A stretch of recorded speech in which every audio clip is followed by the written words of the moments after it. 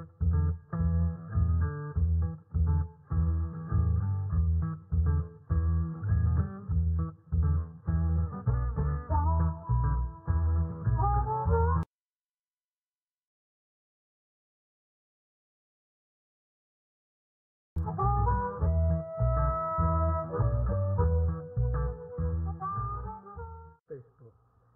In the meantime, hi, I'm Steve Sabadeski, publisher of BayouBuzz.com.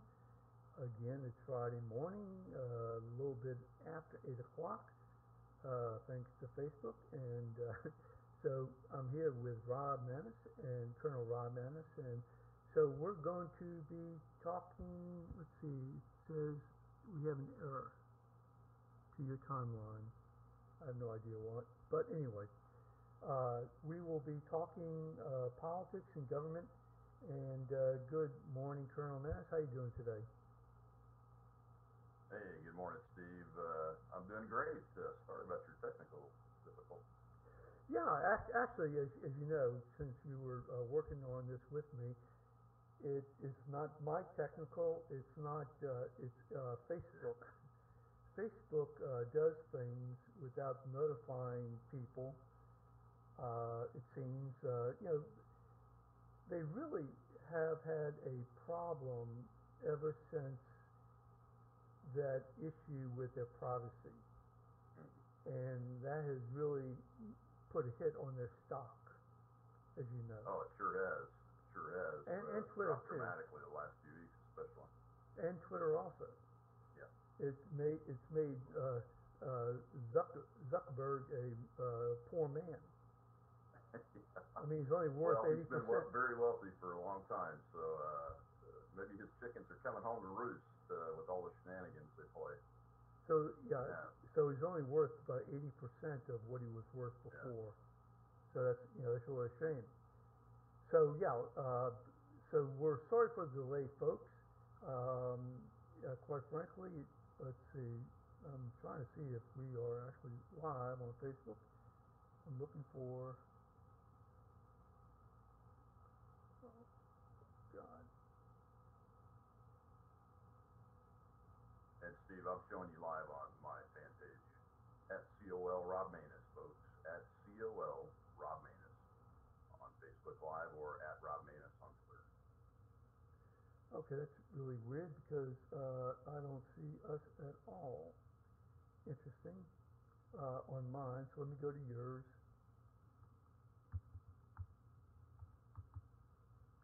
Bear with me.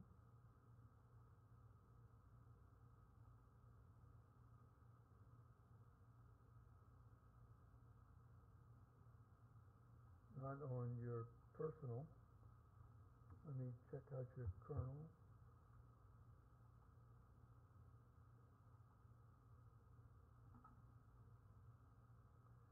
That's the only place I see us on Facebook. So, okay, guys, thank you.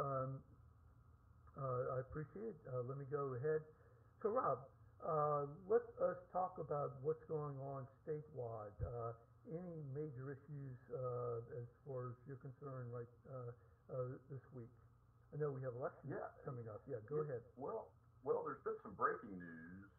We know the Secretary of State's race and some a few special races and House seats that need to be filled, like over here in District 90 in Slidell, down here. And the candidates appear to be, they've already, all the consultants are fully employed in the state.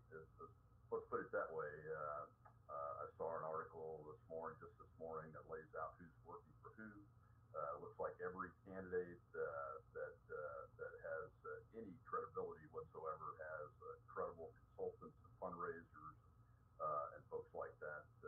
So that's settled down. But there's been some breaking news the last few days. I just wanted to talk about it real quick, and it has to do with Russia. So I know you'll be interested in, and Louisiana.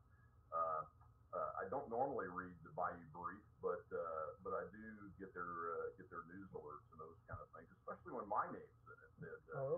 They did an article called "The Red Pelican" a couple of days ago that my name was in, and then another article just hit this morning, and they're reporting doing some back reporting on WWL reporting that involves some even bigger names and much bigger names than little old Rob Maness as related to Russian oligarchs. So the Red Pelican article was more about the Facebook issues with the company that the Mercers up in New York hired. Cambridge Analytica, you're familiar with them, Sure. Yeah. it was a pretty weak article. They're trying to tie people like me through a super PAC called Warrior PAC to Cambridge Analytica, which Cambridge Analytica was hired by Warrior PAC according to FEC records. But as you know, candidates can't communicate with super PACs and don't. So even though I'm being nicknamed Russia Rob by folks like Indivisible Acadiana on Twitter out there, my security clearance and my long record of loyal service to the country kind of puts that in my mind to rest. So it's kind of funny, but on a serious note, the article today goes ahead and makes a bigger tie into a company called American Ethane that is controlled by three Russian oligarchs, and come to find out, and this is based on WWL reporting also, not just the Bayou Brief, which kind of tends to be political on the opposite side of publications like the Hayride and those kind of things. But what impressed me was that there were a lot more facts in this, and it appears that the lobbying firm at the national level that works for American Ethane is headed up by one David Vitter. And another registered lobbyist is the former chief of staff for David Vitter, Kyle Rucker, who is now, he and his wife Linnell are now consultants and lobbyists here at the state level. And Linnell used to be a chief of staff, I believe, for Congressman Steve Scalise. So the story is getting more and more factual in nature. And the interesting part about the Bayou Briefs article this morning, and again, you have to take it for what it's worth. It's a highly political on the left blog, but the facts show that based on FEC reporting, that this company, American Ethane, is controlled by Russian oligarchs and is making political donations to candidates, lots of Republicans, lots of folks in the state of Louisiana, the owner, one of the Americans that's part of this company, had a fundraiser for one Jeff Landry not too long ago at the most famous home in New Orleans, I believe. So I would suggest that folks go read that article, check out the WWL reporting. We've known that there has been some type of connection with the Russians and Louisiana, and this article is trying to connect almost everybody in the state on Republican politics side to the Russians. But of course, there's no look at anybody on the left, but there should be, and we ought to take a real hard look at it and see what the ties are, because as you know, in politics, money has a lot of power. Yeah. Matter of fact, the most power that there is in politics is behind the money. So people should know where their money is coming from that backs political candidates. That's why we have reporting requirements, so that they know who those candidates are talking to and friends with and those kind of things. Because we have a right to know who we're voting for and who's supporting who we're voting for. Now, the IRS under President Trump just modified a ruling, if I'm mistaken, saying that some of these contributors do not have to disclose. Have you heard anything about that? The only ones that I know that they don't have to disclose are for organizations that are called 501c4s, which are educational organizations technically, but there are political organizations on both sides of the aisle that use that methodology, and there is no requirement to report the donors to those organizations. But every PAC, political PAC, has to have its donors disclosed. So like NRA, for example, I'm just using them, and also Planned Parenthood. I read that neither one at this point in time have to disclose their donors? Well, Planned Parenthood, uh, they disclose who they donate to, and of course the candidates and groups and those kind of things have to disclose that. But it's my understanding that if it's part of their political action committee, they do have to disclose their donors. Okay, It depends probably on where the money goes. I have to look into that. yeah, yeah, absolutely. Because based upon what you're saying, it seems to me, whether it's Republican or Democrat, it seems to me that we ought to know whether or not a Russian oligarch or a Saudi Arabian sheik or whatever is Sure, yeah. trying to influence us. I mean, this is really disturbing. I saw something about that last night on Twitter, and I did see the Bayou Brief say something, and I didn't go any further than that. So yeah, definitely have to take a look at it. So I mean, how do you feel about getting named like that? I mean, obviously you said that you still have your security, but I mean, how do you feel about it? Well, you have to make a decision when you enter the political arena Uh-huh. that there's going to be all kinds of mud and dirt and feces thrown at you, and that's just part of the baggage that comes with it. Look, I'm the one that has to live with my actions and my decisions. I have a long record of integrity, honorable service to this country. I fought against the Soviet Union in the Cold War. My father's entire military career was in the Cold War against the Soviet Union, while these people that are writing these things were sitting home writing it and those kind of things. So they could say whatever they want. They're, the official ties and even unofficial. There are no unofficial ties to me and any Russians that I'm aware of. I just think it's kind of ironic that they're attacking a combat veteran of the United States that has this very, very long documented record and has been investigated so many times. So you just take it for what it's worth. Right. But the question is, though, if these folks, these candidates, are taking money from this company, and this company is actually, if it's controlled by Russians, majority control, and it could be framed as a Russian company, then those candidates need to be looking at that, just like I have done in my candidacy. Look, I've raised over $5 million in politics over the last 5 years around the nation, and I've had to send funds back to people because I got a donation from England once, Yeah. and those kind of things. I got a donation from a KKK member that was documented. Bill Cassidy did too in the 2014 race, and we both sent that back as soon as we found out about it. But so Right. much is coming in that you have to have people monitoring and it takes a while to find it, see it. Sometimes those teams don't discover it, and it gets discovered later by a sharp media reporter and those kind of things. And if it has been discovered that foreign money has been coming into campaign coffers, those dollars do need to be returned as quickly as possible. As quickly as possible. So I mean, this is not fake news then.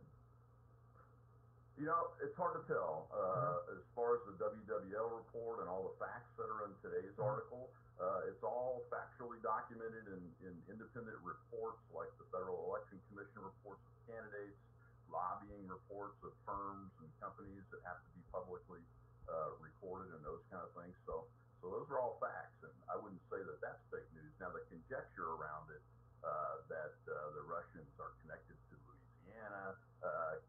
People like me have been influenced by Russians, or maybe even Clay Higgins, who was named in the first article that came out too, because the super PAC supported both of us. Even Mike Johnson was named. John Kennedy was named.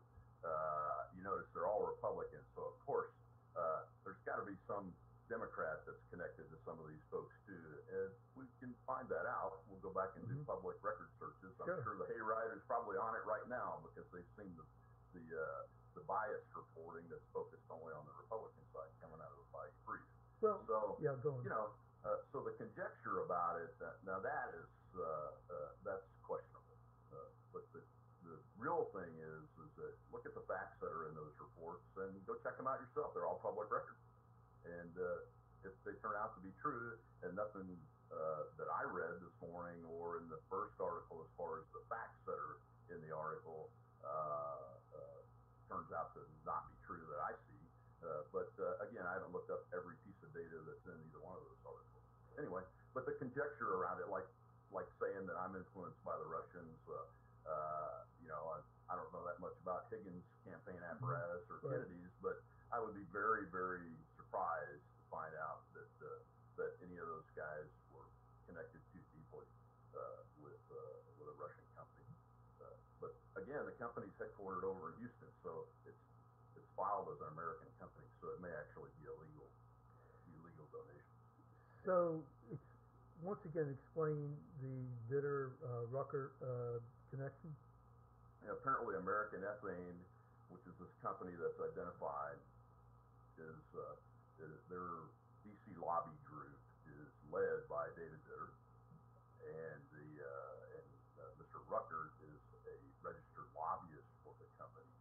I think the article even said he gets paid about $7,000 a month for those kind of things. So now a loose connection in the article is Mr. Rucker's wife, Linnell, who was once she's a consultant now on the state, just like Kyle is, but was once the chief of staff, I believe, for Mr. Scalise. So, it's important to know those things, but again, question the conjecture around it, but also take a look at the facts and check it out for yourself. You can find them all in public record. Okay, so in defense of Vitter and Rucker, um, if they're the lobbyists, doesn't mean that they had knowledge. Am I correct?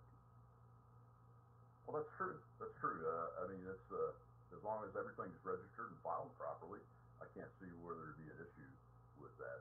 Companies from all over the world hire lobbying firms. It's just, it's interesting to know the connections Yeah. and where, who's making money and where money's coming from and those kind of things. And then the other issue is the campaign donations themselves. Is the company an American company that's controlled by 3 Russian oligarchs, or is it a Russian company? And then you have to look at the law and those kind of things. And the campaign teams better be doing that research, because it has been breaking this week.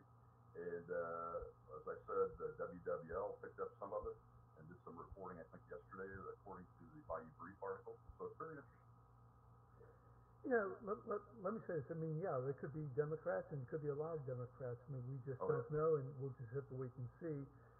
But for me, at least, the larger picture is at this point in time, based upon the reporting, based upon what you're saying, right now it's the Republicans.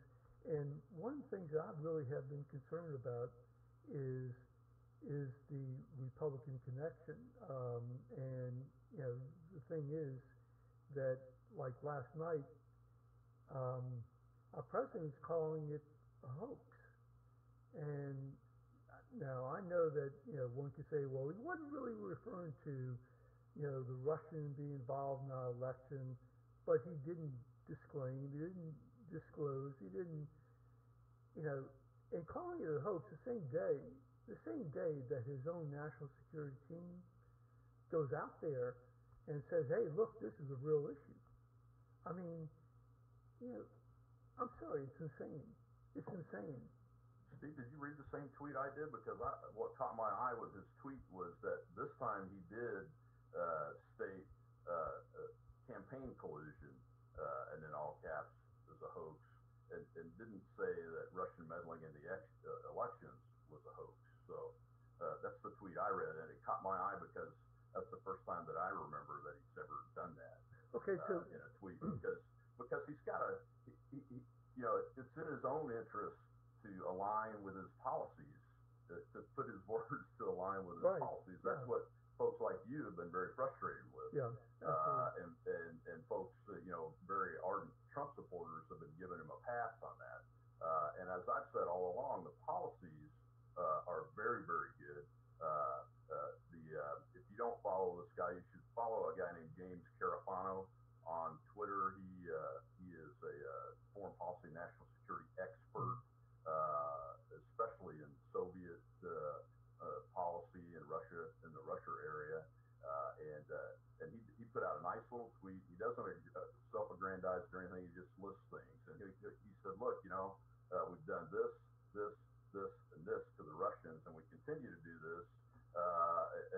laid everything out, up to and including that, saying that the annex of Crimea was not going to be accepted, and those kind of things, and that Russian meddling was not going to be accepted. And he put that tweet out, and we're taking actions against it. And he put that tweet out right after the National Security Intelligence Team and National Defense Team gave their briefing at the White House yesterday, which laid out what they think they're seeing in a non-classified way and the actions that each organization is taking and how they're working together, which I thought was very, very impressive. That's very rare to see the national security team come together that way with all those agencies and the intelligence chiefs to lay out what's going on. So the policy and the president's words have to be aligned at some point, and that's what I saw in that tweet. So maybe you missed it. Maybe I misread it, but I'm pretty sure he did separate it in that case, and I hope that he continues to do that because that has been the issue for him all along, as he conflates the two things. Yeah, yeah. I mean, but I'm still not convinced what the level of Russian meddling was in 2016. I still have seen no evidence. I still have seen, and I continue to hear rhetoric like yesterday that said that people were saying, well, the Russians aren't doing nearly as much and it's not as robust as it was in 2016. Well, how robust was it in 2016? The only thing we've seen is spear phishing on John Podesta's email account, his DNC Gmail account. So that's not robust. I want to know what they did. I want to know how robust it was. I want to know what the American citizen can do, because we're all looking at social media and in the digital environment all the time and can make reports to the authorities if we see things. They've got to start coming out and really documenting some of these facts so that people know what to look for so they don't get caught up in that kind of thing.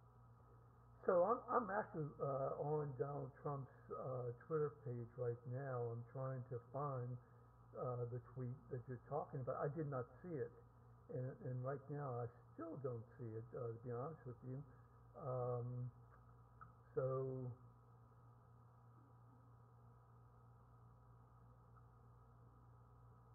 yeah, I don't see it. Um, it's weird. And as soon as I do find it, I'll be glad to put it up.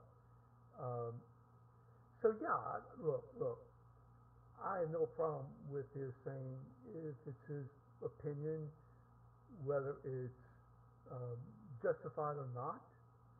I have no problem with his saying that the uh, allegation of collusion is not true. I have no problem with Yeah, that. I mean, that's his opinion. sure. A hoax.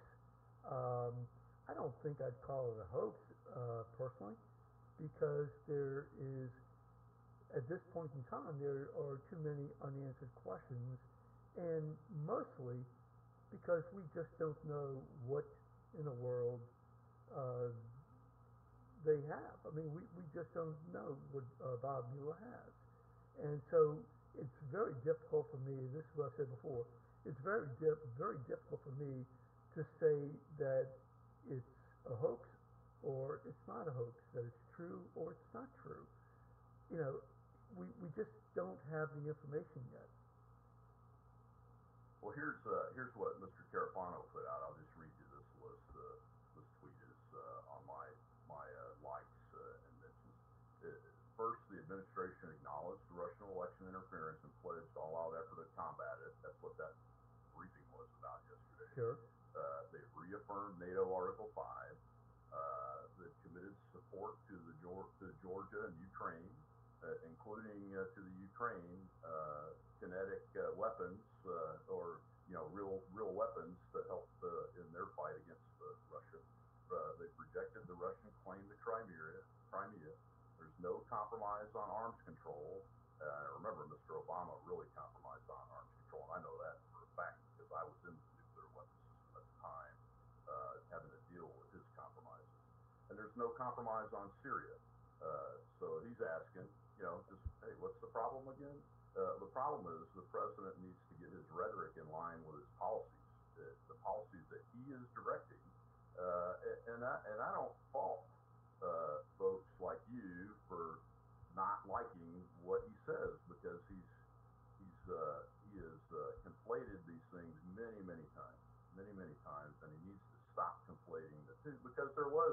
some Russian meddling. How robust it was, we don't know. We know from yesterday's briefing that it's not nearly as much as it was in 2016, apparently. We also know from yesterday's briefing, and I don't know why they won't name them. They should be naming them. That other nations are looking at or are preparing to try to meddle in the elections too. And I know that they did in 2016. Also, I'm more concerned about China than I am Russia every single day. Quite honest. Interesting, interesting. Um, I tell you what, this the news that's coming out right now on all issues. I mean, it's hard to Mm-hmm. It's hard to concentrate on work. It's hard to concentrate on anything else other than I mean, whether you're a Republican, Democrat, liberal, conservative, you know, this is one of the most controversial news events that Mm-hmm. that I can remember. I mean, absolutely. I'm going back in my history, Watergate, Vietnam. I mean, there was a lot of activity, but nothing like this. And Well, one of the things that's interesting now, as opposed to the 8 years of the Obama administration, is the press, I believe, is actually trying to do what it's supposed to have done all along. Uh, Unfortunately, the press is also inflating stories that would have been deemed as tin hat conspiracy theory stories. This is my opinion okay, on what's happening and why it appears this way. And when you see 90% numbers of negative coverage on the Trump administration, and things like that from the majority of the press outlets that have large audiences and those kind of things, and they take some of these stories and where if under the era of Obama, because I was on the other side in the hmm, Obama era, sure, right, and I was called a conspiracy theorist many times and told to put my tin hat away on things that did bear out to be actually factual. once, once we've seen some of these things, like the FISA application being primarily on page being primarily made up of the Steele dossier. I mean, that's just a fact. Now, when you see the facts, and I hope the president declassifies the entire thing so those folks that are skeptical of what I just said can see the redactions come off and actually see that in fact that is accurate reporting coming out of places like the Wall Street Journal and the Washington Examiner and those kind of things who have reported that fact. But that was we were all beaten up pretty vigorously for being conspiracy theorists while President Obama was in office, and now that's not happening, and those kind of stories are actually being run with by the national media quite often. And I think that's one of the reasons why you have the perception, and I have the perception that my God, the the news cycle is just horrendous, and I think that's got partly what to do with it, not everything, but partly. And of course, the president has chosen to do battle with those outlets that he calls the fake news media outlets and those kind of things. And he uses pretty strong rhetoric to do it. so let me just differ a little bit, and that is that you're right. I mean, I once said that I didn't really think that the media was biased. I don't think that. Well, let me finish. I think that they were very legit in terms of the election. 2 weeks prior to the actual election day, I mean, everything I saw in the newspaper, on TV, everything was Hillary Clinton's investigation. And so, from that standpoint, I mean, I, I, I, I, I saw a tremendous amount of honest news reporting. That was the issue at the time. It deserved to be reported. They did report it, and as a result, that's one of the major reasons why she lost, in my opinion. But I will also say, since you're making some concessions this morning, I have not made any concessions. I deny that. that that that that there's no question that there has been bias. Um, no question about it.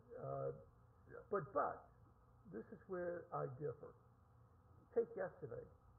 I mean, yesterday his statement, at the rally about it being a hoax. This morning, obviously, that's the major issue on in the media. Why is he calling Yeah. this a hoax when his leading experts in that area are saying, look, it's a real issue. The red lights are blinking. I mean, it just doesn't make any sense, and that opens up so many doors that it is profound. And so, yes, they're biased. Calling the media the enemy of the people. I mean, that is. I mean, honestly, that is. I don't have enough words to describe, in my opinion, what that does. Okay, we saw what happened with Acosta this week, I'm not going to say that Acosta's not biased. He definitely is, no question about it. Oh, I mean, there's no doubt about yeah, it. yeah, no question. But at the same time, starting from his the beginning that he became the president elect.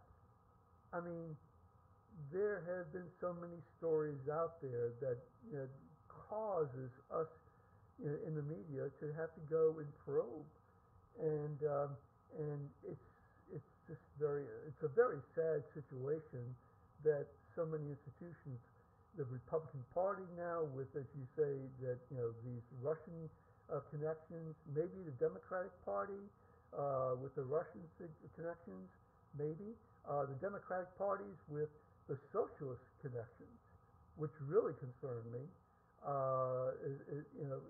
There are you know the the the bashing that Trump has done in terms of our intelligence community, the media. I don't know. We didn't have this. We did not have. We had a lot of lying going on with the military in Vietnam. We had a lot of cover up with Nixon, but we didn't have the destruction of the institutions as we have right now. And to me, that's the most disturbing thing that I see. Your Well, last word. Last word. Huh? go ahead. Yeah, go ahead. I'm just saying Well, that. I don't disagree with you that our institutions are in trouble, but Donald Trump didn't begin that destruction. That destruction started long ago, and even before the Obama administration come in. But let me just talk to the enemy of the people comment. When you hear me use a phrase like that, I'm talking about what I term and name as the fake news media. Fake news is the enemy of the American people. A media that reports objectively, if how that outlet portrays itself, is not an enemy of the people, but an outlet that portrays itself as objective and reports in a biased manner and puts untrue things mixed with facts and untrue opinion and conjecture mixed with facts and tries to sell it as news. That's fake news, and that is an enemy of the American people because the press journalists like the Mr. Arrogant jerk.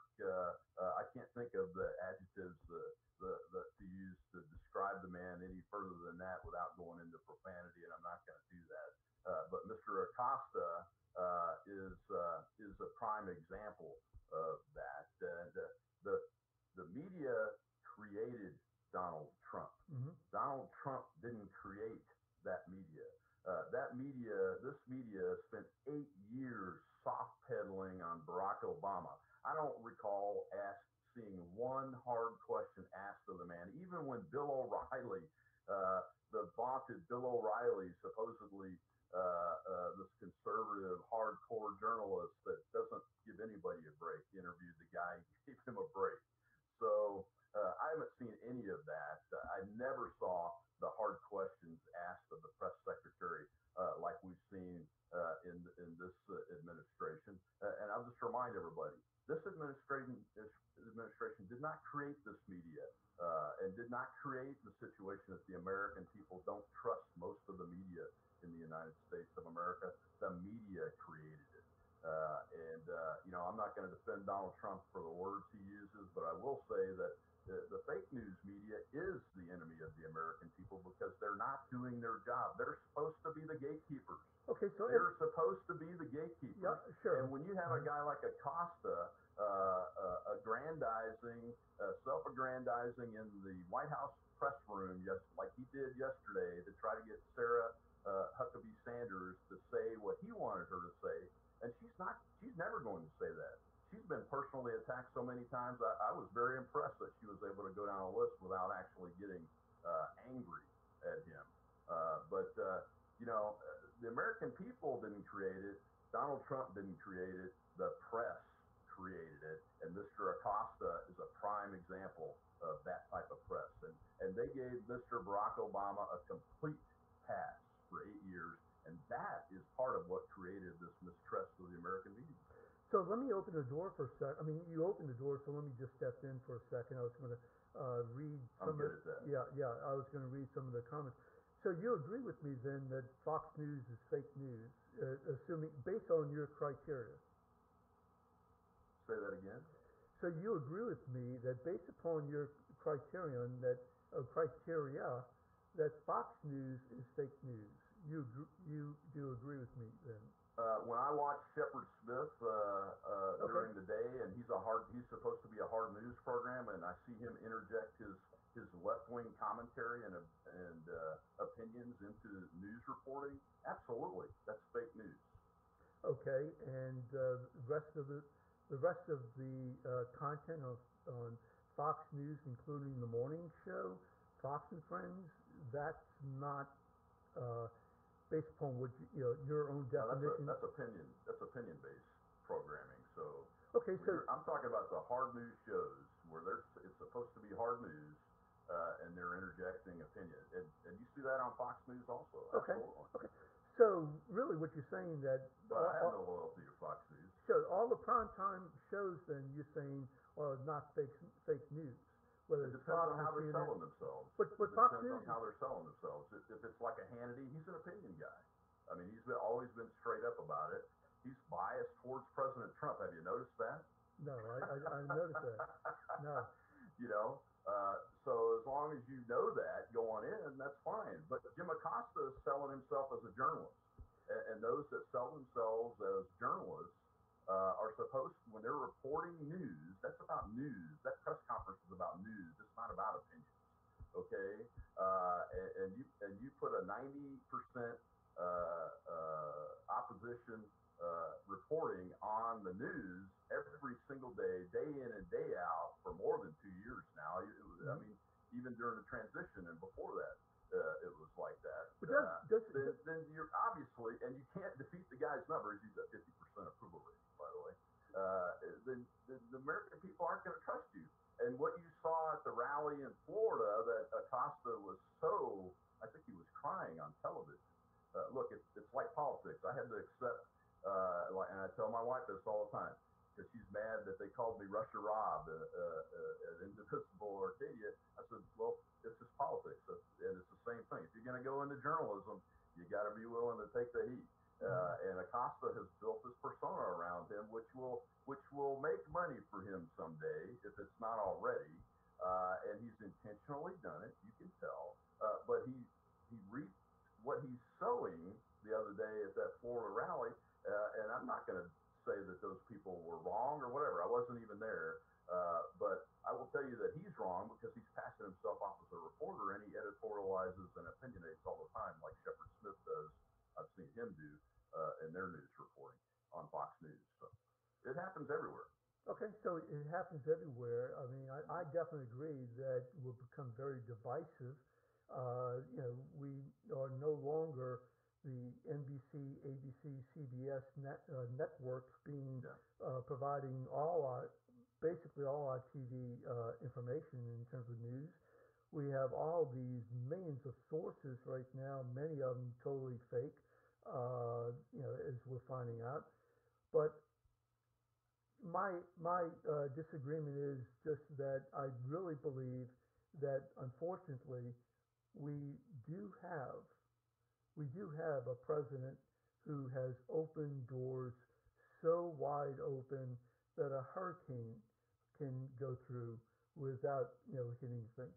I mean, that's the problem. You're going to report what is in front of you, and when the president says things that you go, wait a minute, this is not, it's not true.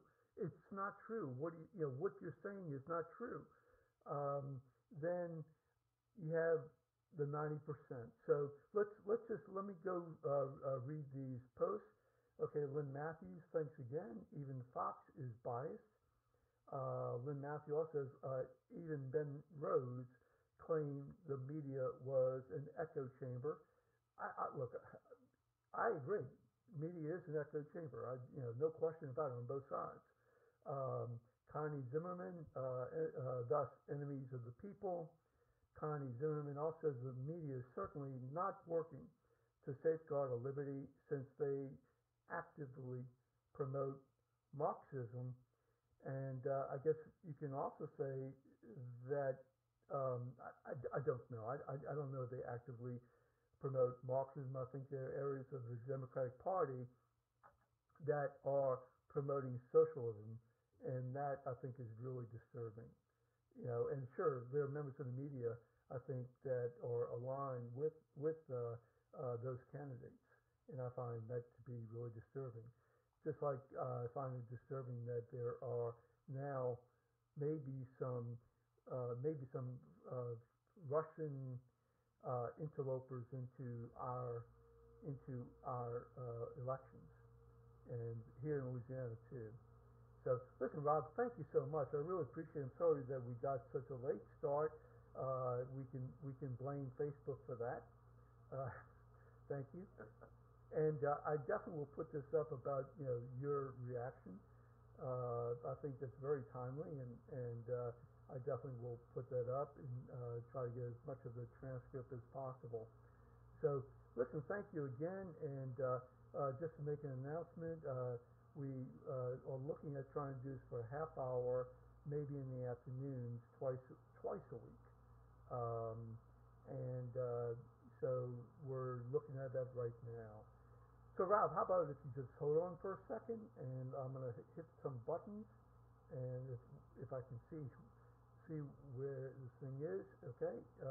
So, bear with me. Thank you.